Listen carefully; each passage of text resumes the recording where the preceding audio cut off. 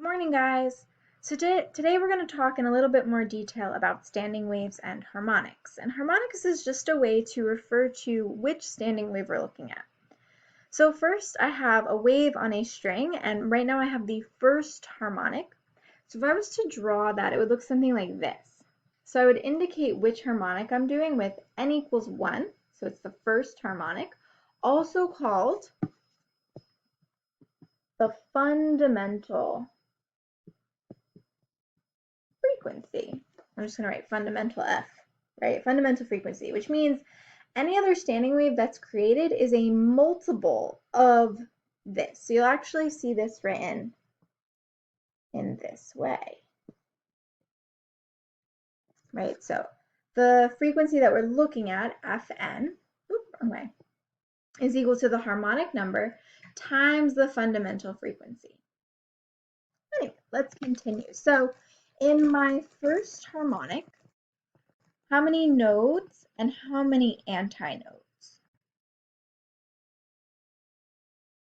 So the number of nodes is 2, right? Because we have 2 positions that are not moving in space. And the number of antinodes, I'm just going to put a lowercase a, is 1, because I have 1 position that's moving up and down very rapidly.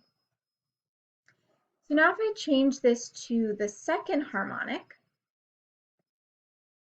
I get this behavior. So if I was to draw that, so this is n equals 2 for the second harmonic, and it would look something like that. Now, how many nodes does this particular waveform have? This has 3. So there's 3 positions on the wave that aren't moving. So we can see that right here in the center, and right here. And then the number of antinodes is 2. Okay. So now let's move on. Let's go to the third harmonic. So n equals 3.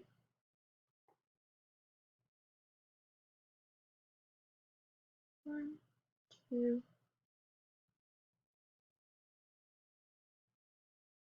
So something like that. Now, how many nodes does this one have? It has 4 nodes and 3 antinodes. Cool. So now, knowing that information, we can develop a relationship between the number of nodes or number of antinodes, the harmonic number, and the wavelength. So let's look back at our first harmonic. How many waves is this? It is half of a full wavelength, right? So a full wavelength would be a crest to a crest, a trough to a trough. This waveform does not have that. So the length of this string is half of a wavelength. So now if I look at the second harmonic, I can see how many waves here? 1 full wave. So for the second harmonic, 1 full wave is represented on the string. And then if we look at the third harmonic, how many? 1.5 wavelengths. So there is a way to represent this as an equation. And that representation is L for length of the string, or length of whatever is whatever has the wave in it, is n/2 times the wavelength. So it looks like that right there. Right? L equals n/2 times the wavelength.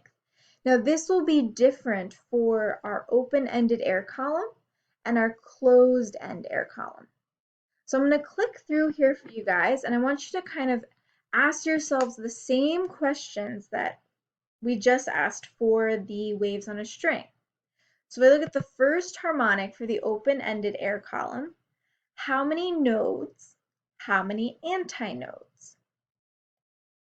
So this waveform has one node, so one position that seems not to be moving, and two antinodes. Okay? How many waves is this? This is half of a wavelength. So almost just like waves on a string, except instead of having nodes at the two ends, now we have antinodes at the two ends. So let's look at the second harmonic. So how many nodes and how many antinodes? So I'm actually going to pause it this time. We've got 1, 2 nodes, and 1, 2, 3 antinodes. And again, this one's actually, hold on. This is again a full wave. So if I let it play, I have the ability to measure from crest to crest or trough to trough. Let's look at the third harmonic. I'm going to pause it for a second. Oh, I don't like that. There we go. So we've got 1, 2, 3 nodes, 1, 2, 3, 4 antinodes. So now can you develop a relationship between the number of nodes and the number of antinodes? So what you will find is the relationship is actually the same as the waves on a string. So still L equals N over 2 times the wavelength.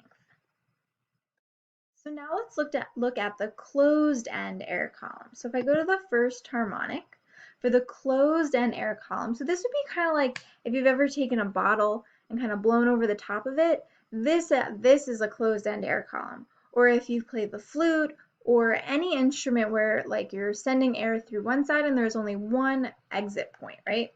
So there is a node created at that closed end and an antinode created at the open end.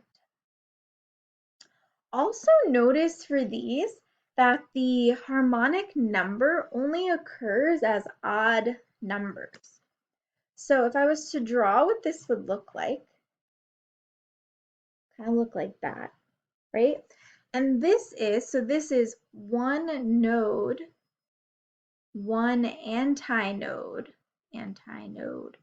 but it is only how much of a wave? It is 1/4 of a wavelength. So now let's look at the next one. So the third harmonic, so N equals 3. Let's see if I can draw this.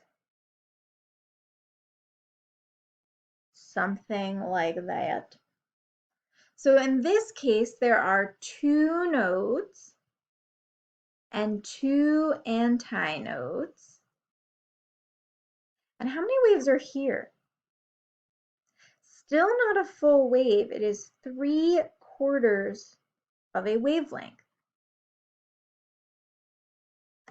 Now let's look at the last one. So the fifth harmonic looks like this. And there are, I'm going to pause it to look at this one. Whoops.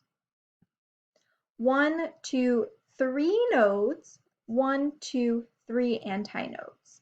So again, we always have to have an antinode at the opening, otherwise there would be no sound if we're talking about sound. So for this one, how many waves do we have? We have 1 full wave and 1/4 of a wave. So 1 1/4 of a wavelength.